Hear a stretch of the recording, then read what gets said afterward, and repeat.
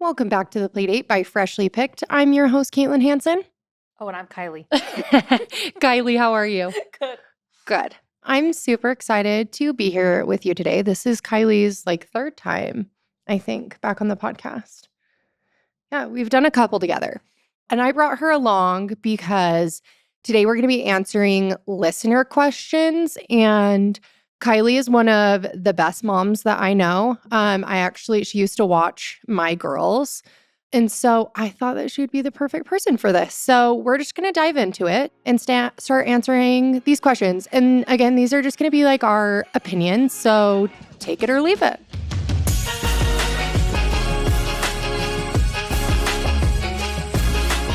So the first question is, how do you entertain your toddler that doesn't involve screens? My idea always is to get out of the house. I don't love being in my house. Yeah. But that does typically require money. So that may not work for everybody.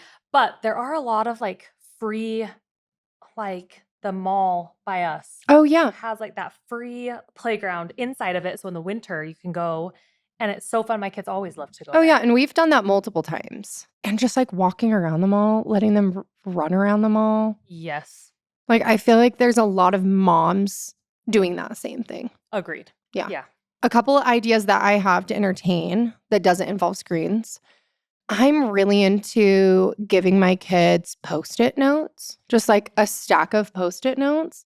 I recently just went on a little work trip and they gave me a little booklet that had the little teeny tiny Post-it notes, big ones. And I gave them to both of my girls and they just stuck them to wherever. And it was a game for them to put them up and it was a game for them to take them down. So we like that. We like Play-Doh in our house. We love all kinds of arts and crafts. Perler beads if your kid's not too little. There's also those sensory boxes that have the sand and stuff. Oh, in yeah. them. I have heard great things. My oldest son was not into any of that. Yeah. So I never tried it, but my other two probably would have been. Yeah. And a fan favorite, both at Kylie's house and at my house, are Magnetiles. Oh, yeah. My little girls could play for hours with Magnetiles. And honestly, same. I love those. I just sit and fidget with them and they're so fun. The other thing I was just telling Kylie before we started recording too, I'm all about horizontal parenting, which basically means I can just lay down and do that. So I 10 out of 10 recommend putting a comfy couch, a day bed, a bed, comfy pillows, blankets, whatever in your playroom. And you can just lay there and pretend to be the baby who's taking a nap. Or you can pretend that they're a doctor taking care of you or that you're at a restaurant and just oh, go get me a pizza. Oh, chef, can you make me a pizza? Oh, my knee hurts. Go get me medicine or something like that. And that's also how I entertain when I'm feeling lazy or not feeling good or I just need to be horizontal. Mm-hmm. That's the best way for me to be as well. Oh, yeah. Okay. Next question for you. Okay. How do you know when your child is ready to be potty trained? Honestly, I never knew. My boys were the worst ever. I gave up on my third. And then my daughter, I was like, let's just try it. And she did great. And I couldn't tell you one way or the other if they were ready or not. Yeah, I feel like every kid's so different also. So what's going to work for one isn't going to work for the other. I'm trying to think of signs because we are 75 to 80% potty trained. It's just sometimes I'll throw a pull up on her and she'll, have an occasional, a pee in the diaper or a pee in the pull up. But some signs that we saw were her taking off her diaper anytime that she had peed, her wanting to pee in the potty and being curious about that. Yeah, those were the tell signs and that she could communicate a little bit. But honestly, potty training is so wildly inconvenient. And maybe that makes me sound bad that I'm I wouldn't have potty trained my girls as early as I did if they weren't like taking off their diapers and peeing other places and like showing signs that they were ready, because it's a lot of work. And I think there's no harm in like preserving certain things of your childhood or child's life. Like, whatever, let them pee in a diaper. Like, don't rush to get them potty trained for the sake of getting them potty trained. Agreed. It created, because I tried with my third and it created way more stress and harm for me and him, honestly. Yeah. And then I gave up. And then my husband potty trained him. Yeah. I'm like, it's so weird. And then like my first, she was ready and my pediatrician was like, yeah, she's showing signs that she's ready. Like, you got to take the windows when they show. And then she like potty trained herself in 2 days. And then my little Nora Bean has just been like screaming at us about going potty. So not as easy. And that's fine. You just take it as it comes. Mm-hmm.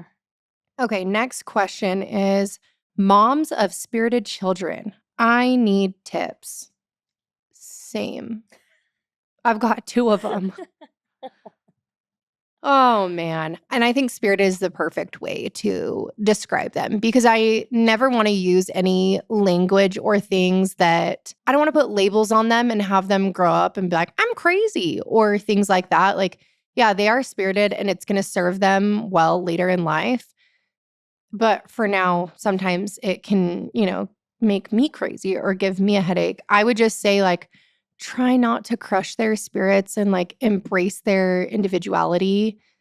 I am a mean mom, so Oh, whatever. so I don't know. I feel like sometimes with spirited children, I feel like with actually all kids, they need boundaries, they need Yes. rules, they need consistency. If they're throwing a tantrum or whatever and you're threatening something but not consistently like sticking through to your threats, they're going to catch on to that and Oh, they sniff that out quick. so fast. And that's going to make more problems for you in the long run. Hold to your boundaries. Mm-hmm. Yeah, I like that. And I like what you said about like the structure, because I actually find that a lot with my spirited kids.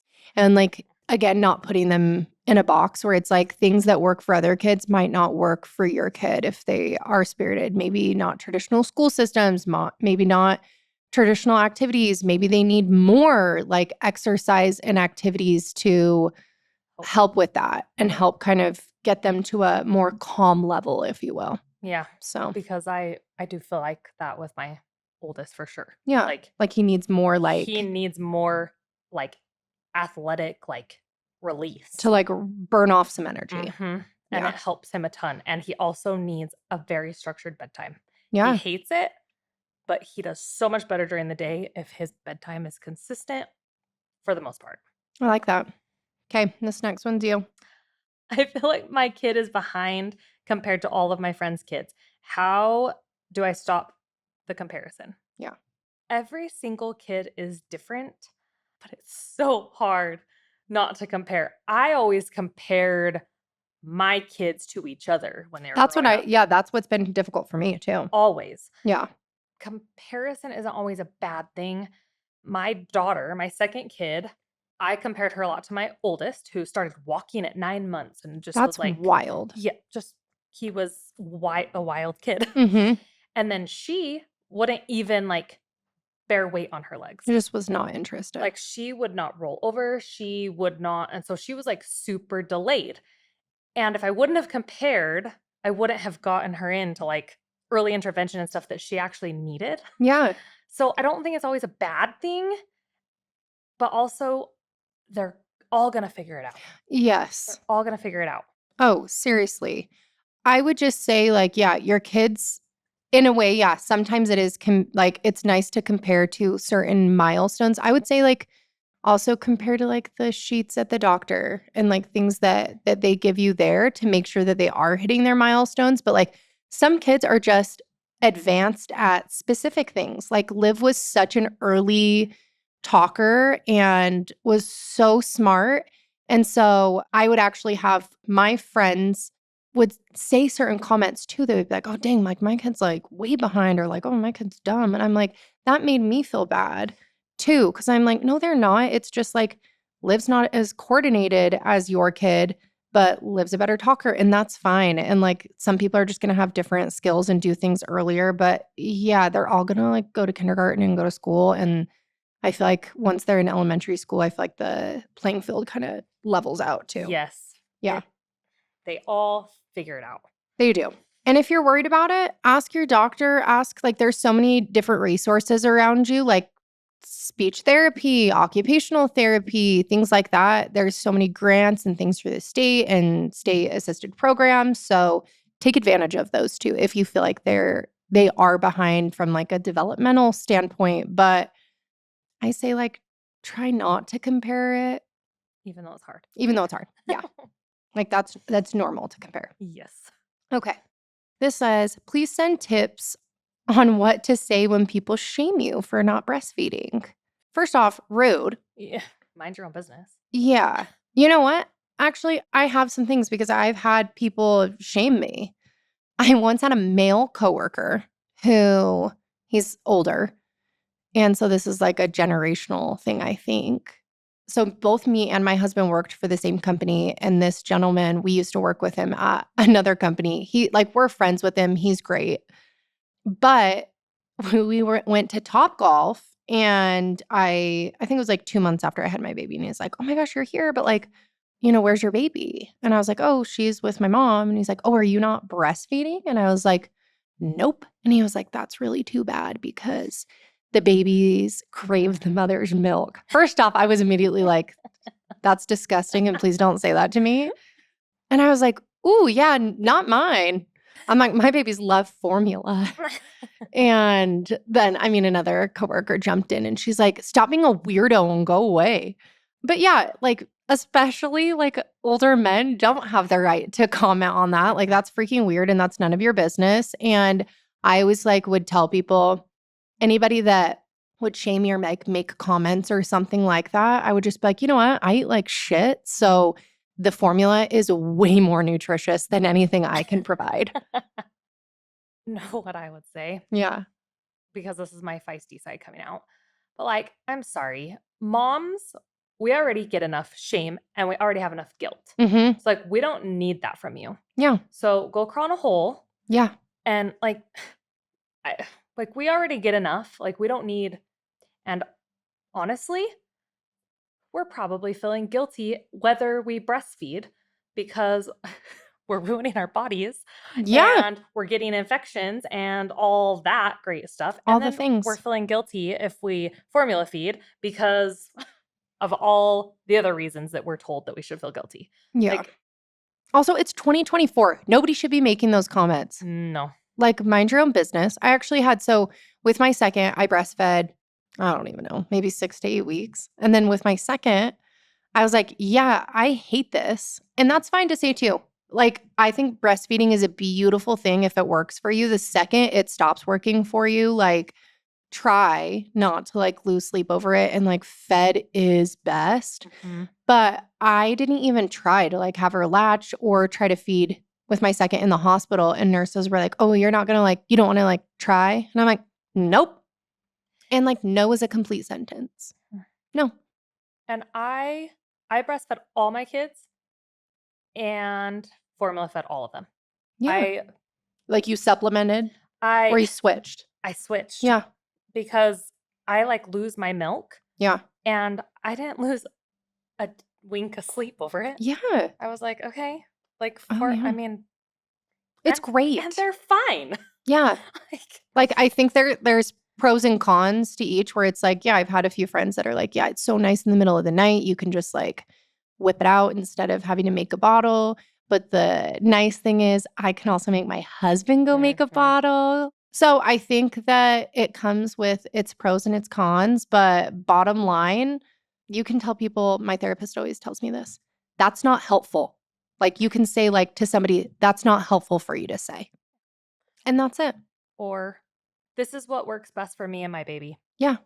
Like, I'm the mom. Isn't it so cool? I like to make like little things to it. It's like, isn't it so cool that we can make our own decisions? Like, geez. That one gets me a little fired up. Same. Yeah. Okay. This one's for you. Tips on how to transition to quiet time, rest time from nap time. I say don't give them a choice. That's kind of me because I need quiet time. Same. Rest We're time. both like undiagnosed narcoleptics. Yeah, we are. Like our husbands are always like, you guys are the most tired people on planet Earth. Like my dream is like to take a 6-hour nap and then like be up for a couple hours and then go back to bed, jump right back in bed and sleep through the night. And there is something wrong with us because we can do that. Yeah. It's fine. It's fine. I got in the car today and I said, I took a nap today. And I was like, yeah, me too. And it was great. I look forward to quiet time. I have to, like, I think I talked about this in a midweek mantras, but that's part of my recharge time. So quiet time is so important to me. And I'm like, the second you stop taking a nap, that's your problem. So you're going to have to figure out how to entertain yourself for at least an hour. Mm-hmm. I will do screen time for an hour during that. They can do arts and crafts. They can do Barbies. I would just like put them in their room or like a safe location and make them do the quiet time. Yeah. And I mean, it might not go super well in the beginning, but they'll figure it out. Yeah. My kids, I mean, are older now, but I feel like Bray like loves quiet time. He does. My youngest, like, he's 5 and he just barely stopped asking to like take a rest with me. But I love it. No, he like will say, Mom, you deserve a rest today. You get to have a nap today. He does. I'm like, you're right. And I'm like, you are so our person. Oh my gosh. Okay, this says suggestions for a gift for a coworker coming back after maternity leave. So gift giving is also our love language. We talked about that in the car ride over. Love presents. I can think of one off the top of my head. I just told you about this one the other day. So one of my favorite gifts that actually my mother-in-law gave me was a huge stack of like disposables. And like, yeah, is this the best for the environment? Probably not, but it's the best for me recovering. Like a stack of like disposables, disposable cutlery, disposable cups, disposable plates, things like that. So I don't have to do dishes. And then a DoorDash gift card. And like that was incredible. That's probably one of my favorite things. Or Kylie got me after I had my baby, Nora, a Walmart Plus gift card.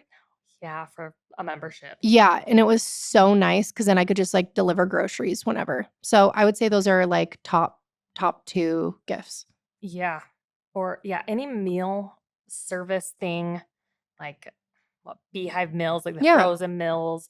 It's just hard to like feed yourself after you have a baby. Yeah, anything that's going to make your life easier. Laundry service, like anything like that. Yeah, I would agree. Like I feel like at that point you have so much stuff, or something like you also gave me a nail gift card. Oh yeah, something. I feel like sometimes moms, even though they're the ones that did everything, and yes, they're getting all the gifts aren't actually for them. No. So like a gift for mom, like go get a pedicure. Yeah. Go do something for you. I like that. I love it. And just like also maybe a handwritten card that just says like, you're doing an amazing job. Congratulations. Yes. Yeah. So, okay. Well, that's all we have today. We love answering these listener questions. So if you have anything that you want us to discuss on the pod, please write us in and keep them coming. We'll see y'all next time. Bye. Bye.